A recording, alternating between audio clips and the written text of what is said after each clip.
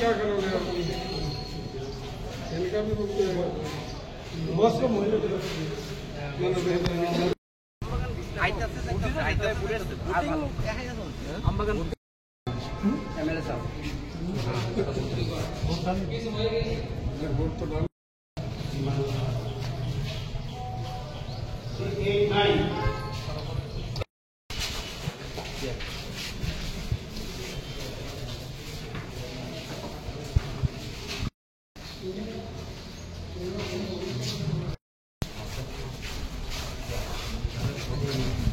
সকাল সকাল ভোট দিয়ে দিলেন আপনি, কি বলবেন, কেমন লাগছে, কিরকম ফিলিং হচ্ছে?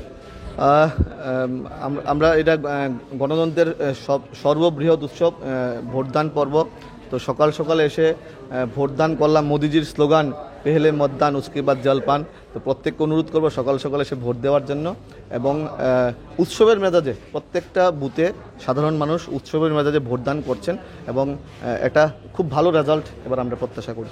আপনি প্রদেশ যুব মোর্চার সভাপতি এবং এবার আপনার নেতৃত্বে প্রথমবারের মতো লোকসভা নির্বাচন হচ্ছে বা কোনো নির্বাচন হচ্ছে, কীভাবে দেখছেন গোটা নির্বাচনটাকে?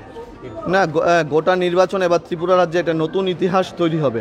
ত্রিপুরা রাজ্যের মানুষ মুখিয়ে আছে মোদিজিকে তৃতীয়বারের জন্য প্রধানমন্ত্রী বানানোর জন্য। ত্রিপুরা রাজ্যের মানুষ মুখিয়ে আছে বিপ্লব কুমার দেবকে, কৃতি সিং দেববর্মাকে লোকসভাতে পাঠানোর জন্য সবাই মুখিয়ে আছে। আমরা আশা করি একটা খুব ভালো সংখ্যায় ভোট ভারতীয় জনতা পার্টির পক্ষে পড়বে। যুব মোর্চার একটা গুরুত্বপূর্ণ ভূমিকা ভারতীয় জনতা পার্টির বিভিন্ন নির্বাচনে থাকে। এবার যুব মোর্চা কী ধরনের ভূমিকা পালন করলো লোকসভা নির্বাচনে?